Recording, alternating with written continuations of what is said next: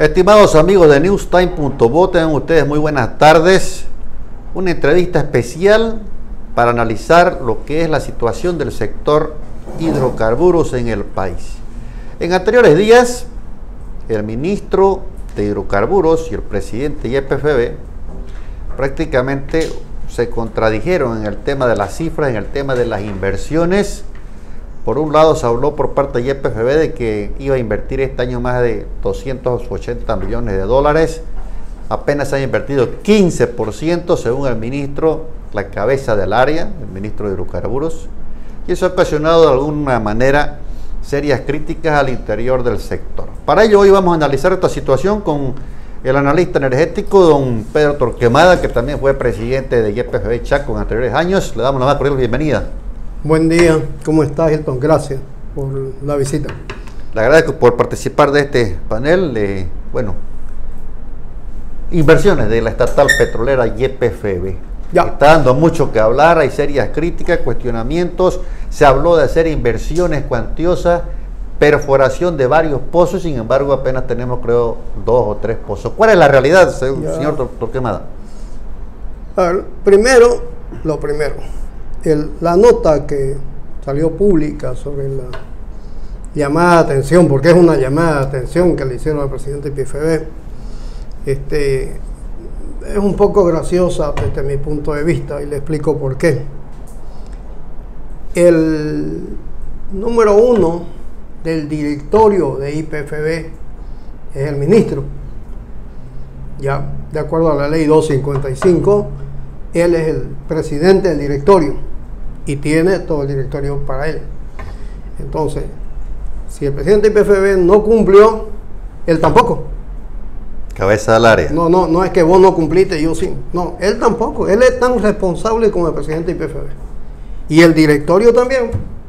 ¿Por qué? Normalmente una empresa, usted como ejecutivo va y rinde examen de manera mensual, bimensual o trimestral, ¿ya? Y se hacen las correcciones correspondientes para ajustar, porque siempre puede suceder que no puedan cumplir el plan de inversión por X, Z razones que fuese, ¿no? Entonces lo que ha pasado acá es que le dice, ¿por qué no haces vos?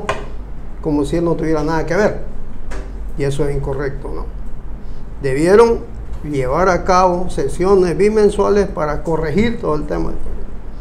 Otros bemoles, pues, por decirle, el presidente de YPFB no ha respondido públicamente, pero por ahí le digo, vos no me has dado plata. Hay un sinfín de cosas, pero la carta no es adecuada, digamos, porque son partes conjuntas, los dos trabajan igual.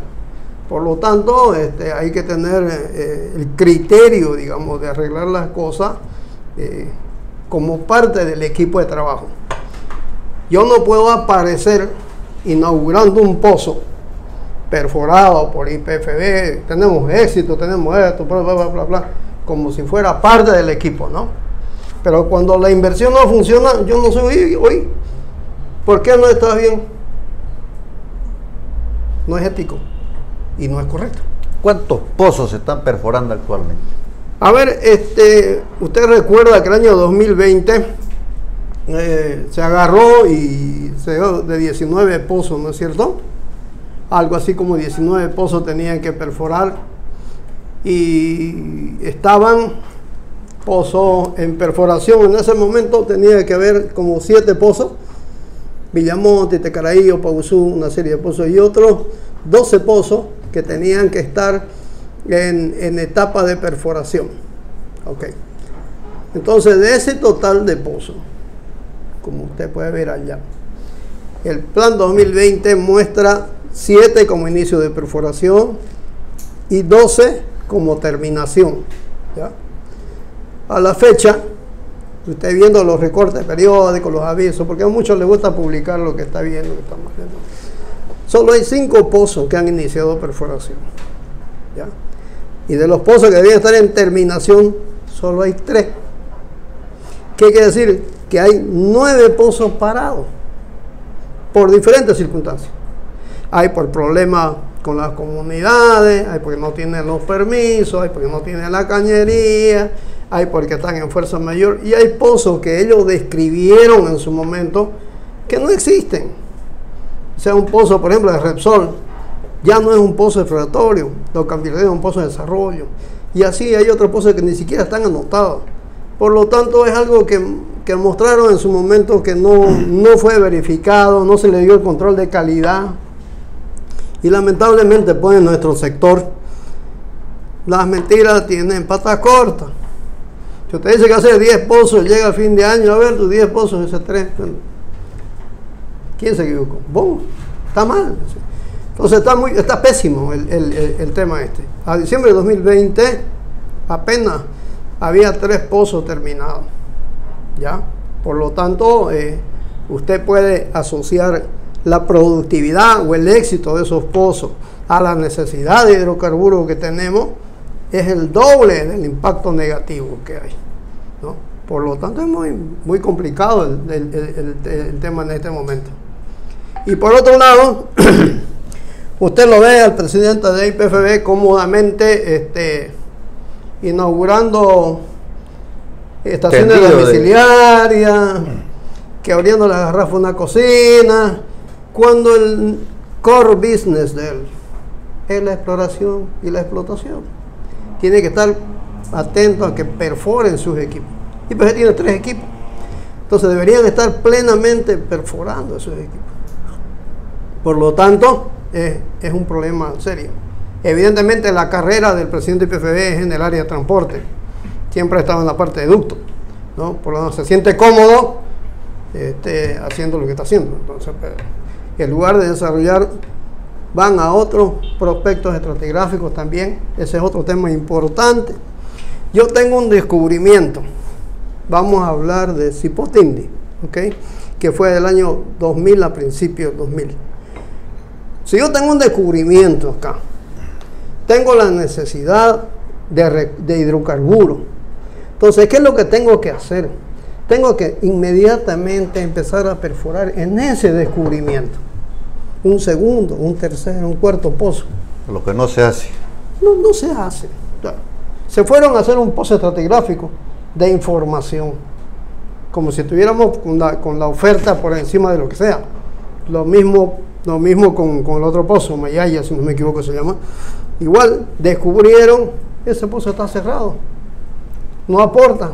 Entonces, no hay un criterio para poder mejorar la actividad del sector.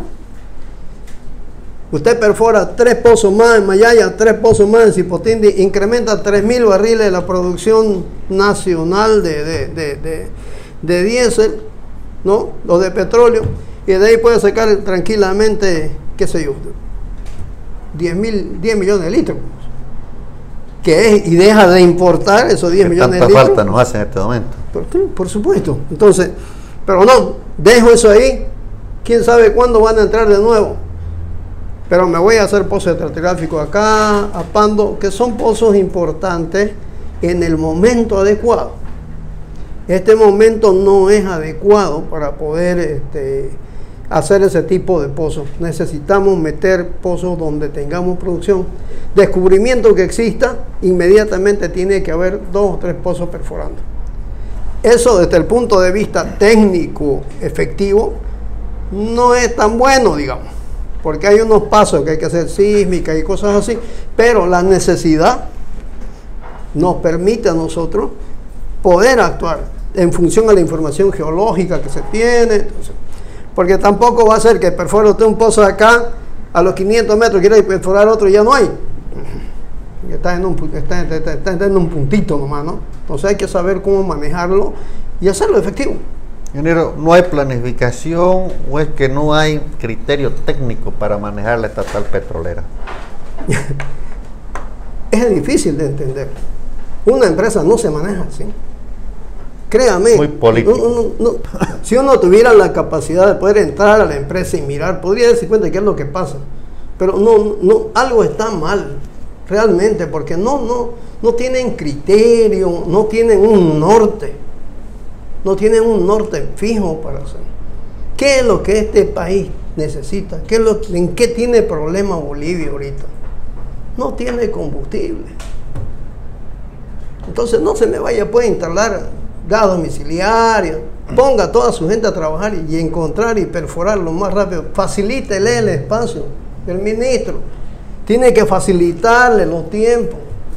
Si un tiempo para perforar un pozo dura, solamente preliminar dura un año, pues rebájelo a 3 meses. Si ellos tienen, son un gabinete o no. El ministro de Hidrocarburos de Medio Ambiente, por favor, ayúdame porque esto tiene que salir. Y sale, ¿no? Perfecto. Hasta el presidente puede estar involucrado en eso. Ordenarle y hacer todas las gestiones para que puedan perforar rápidamente. ¿Sí? Pero si no... Perfecto. Lamentable lo que ocurre en el sector de los hidrocarburos en Bolivia. Criterios políticos impuestos por encima de los criterios técnicos. Usted ha abordado un tema muy importante, el tema de la importación de combustibles. Es algo que preocupa, sí. Está en ascenso precisamente la importación y sin embargo en Bolivia estamos mal. Para cerrar este tópico, Hilton, nosotros debemos desarrollar los nuevos descubrimientos de manera inmediata. ¿Ya? Eso tiene que ser, sí o sí. Ahora, en cuanto a la importación y exportación, usted puede verlo de varias formas ese tema. Yo encontré una interesante porque hemos estado analizando información del INE y de IBC y todo lo demás. Resulta de que si usted lo pone en plata, no en volumen. O sea, estamos vendiendo gas a $8, está perfecto, está bien, felicidades, vamos adelante, todo. Pero estoy importando 80, valor de 10. Este año, alrededor de $1.000 millones, por ahí más allá, globalmente hablando, tampoco vamos al dígito, ¿no? Se ha vendido en gas o se pretende vender. Y la importación es la misma cantidad, $1.000 millones. O sea, que si usted tuviese, hipotéticamente hablando, todo lo que vendo en gas, lo voy a dedicar a comprar combustible, queda cero. Cero de plata queda. Pero ahora lo que sucede, de acuerdo a la normativa, esto que usted recibe como gas, tiene que distribuirlo a las regiones, ¿no? Claro. IDH, regalía, bla, bla, bla, bla, bla, bla. Eso sale del Estado a través de la recaudación y va a las regiones. No tiene nada de eso, más que su cuota aparte, digamos, que le toca. Y aparte de eso, tiene que sacar la misma cantidad para pagar el diésel y la gasolina. No queda nada. La pregunta es, ¿quién aguanta eso? ¿Y cuánto tiempo? Entonces, es una cosa muy, muy, muy complicada.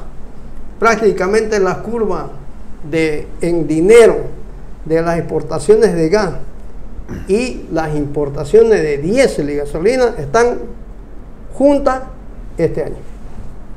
Obviamente... ¿de cuántos barriles estamos hablando? ¿Perdón? ¿De cuántos barriles? Claro. ¿Cuánto? ¿Cuánto? Alrededor de los $1.000 millones más o menos. ¿Por qué? Porque el gas ha bajado mucho. Estamos vendiendo próximo a los 40, cuando vendíamos 60 y pico, ¿no? Y el combustible ha subido de lo que era algo así como 200, 300 a más de 1.000. Pero el consumo de combustible, ¿en cuánto estamos? En parte del consumo de combustible estamos alrededor de los casi 10 millones de litros diarios. Es harto, es harto. Pero es que cuando usted ve así, como usted me está diciendo, en volumen, no se notan las cosas. Pero no, metámosle esto, no. Pero si lo ven en plata, ahí es notorio. Ahí al año va a tener que poner nosotros el bolsillo para poder aumentar para el suministro, para la compra de combustible, ¿no es cierto? Y eso tiene que ver con el precio del gas. Si usted ve la tendencia del crecimiento del consumo de combustible, es grave, es bien complicado. Ingeniero, ¿y no ha logrado paliar en algo el tema, por ejemplo, de los biocombustibles? Tanto se habla de etanol, la producción, o sea, que va a acompañar el crecimiento del parque automotor. ¿No es así?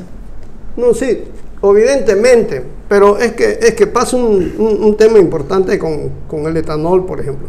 El etanol, de acuerdo a las normas internacionales de los países del primer mundo y demás, solo puede usar 1 litro por cada 10 de gasolina. Entonces digamos 10%.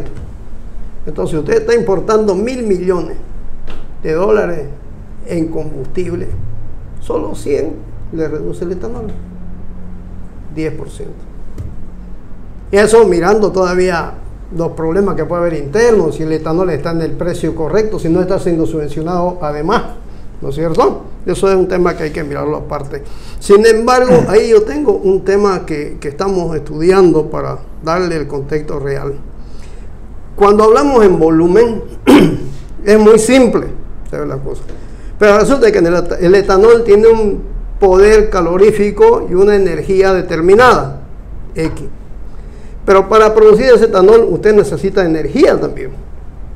Y esa energía la provee el diésel. ¿Ya? Más consumo de diésel. A la planta. Entonces, ¿cuánta energía se necesita para producir una unidad de energía de etanol? 2 de diésel. Si es así, estamos haciendo mal, ¿no? ¿Por qué? Porque está metiendo diésel acá, vamos a ponerlo como ejemplo para todo el mundo. 20 litros para sacar 10. O sea, estamos hablando de plantas nuevas, ¿no? En las plantas actuales, que son donde el etanol es un complemento, porque está el azúcar y está todas las cosas son un poco diferentes. Pero son temas que hay que mirar para tomar decisiones, ¿no? También, si usted mañana, como IPFB, tiene un descubrimiento, vamos a hacer como Margarita, y empieza a producir 100 millones de litros de gasolina, el que esté pensando que va a vender 100 millones de litros de gasolina porque no va a pasar nada, está mal. Esos inversionistas tienen que pensar bien cómo va a proyectarse el sector en términos de hidrocarburos para ofertar la cantidad de etanol suficiente para cubrir el mercado y no se queden con stock, ¿no? Y en estos momentos hay un stock. Claro. Esto yo le digo desde el punto de vista netamente técnico. Hay otros temas comerciales, de contacto, lo que usted quiera, pero desde el punto de vista netamente técnico, si yo descubro mañana un campo que me va a dar 100 millones de litros de gasolina, no necesito etanol. ¿Y qué hace el que hizo el etanol? Va a tener que exportarlo, venderlo, no sé. Son los tópicos que hay que mirar para poder tener un norte clarito, ¿no? Son serios los problemas que usted menciona, ingeniero Torquemada. A ellos se añade el tema de las plantas de amoníaco y urea. El gobierno ya está hablando de una nueva planta. No sé de dónde saldrán los millones de dólares, pero por todo lo que usted me señala es crítica la situación. Claro. A ver, ahí tenemos nosotros, nuevamente vuelvo a repetir y soy insistente en este tema, tenemos que manejar nuestros recursos de una manera inteligente y de la mejor forma posible. Repetimos lo del principio, ¿qué es lo que necesita este país?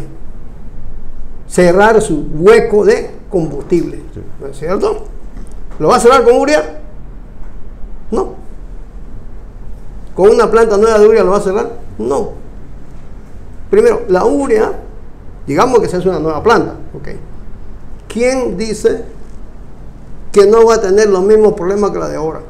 No va a poder vender su producción, no va a tener mercado. Aparte de que una vez venda es dependiente del precio del crudo, ¿no es cierto? Entonces, que una vez se inicie, digamos, hoy, ¿cómo ha pasado con la planta de ahora? Cuando la planta de ahora empezó, el precio de la urea era como $700 la tonelada.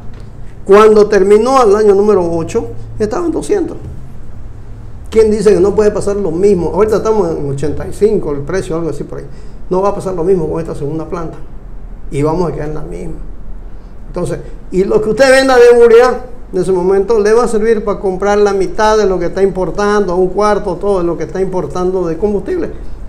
Entonces, $1.000 millones. O sea, $1.000 millones le cuesta una planta para transformar gas en líquido. ¿Ya? Y todo lo que eso produce no depende del precio del crudo afuera, está todo vendido. ¿Por qué? Porque están los surtidores. Es el déficit que tenemos. Llenamos todo con eso. O sea, no necesita mercado porque ya lo tiene. Tu mercado interno lo va a llenar de diésel y gasolina. Y además tiene valor agregado. O sea, no solamente es diésel, también es gasolina, también es butano, también es propano. Una serie de cosas que se pueden sacar de ese producto adicionales. Y finalmente, pues, si la planta es tan buena y hay excedente, el precio de ese diésel ecológico es mucho más mayor que el que venden ahora. En síntesis, no debe hacerse ninguna otra planta de moléculas. Yo, por lo menos, con la plata que tiene el país, no. Y que no nos rinda. Difícil, ¿eh? Lo Y óptimo, eso, pero eso tiene que ver una cosa, Hilton. Y esto es reflexión, ¿no? Si el presidente anuncia una cosa, es porque tiene una serie de gente atrás, ¿no es cierto?, que le recomiendan su staff, sus técnicos, sus asesores, todo. Porque él maneja todo el país, ¿verdad? Él maneja todo el país. Él habla de hidrocarburos, habla de minería, habla de economía, habla de todo, ¿no? Entonces él no hace el trabajo. No tiene por qué hacerlo tampoco, porque no es su función. Entonces toda la gente que está atrás de él, en el caso de hidrocarburos, el ministro es el que le dice al presidente qué tiene que decir o qué le recomienda, digamos. Al ministro es el de IPFB, cuando es operativo, y al de IPFB son los vicepresidentes y los gerentes de abajo. Entonces, si acá la base es floja y se mueve, todo se cae. se cae todo. Y el presidente habla cosas que para muchos no es correcta.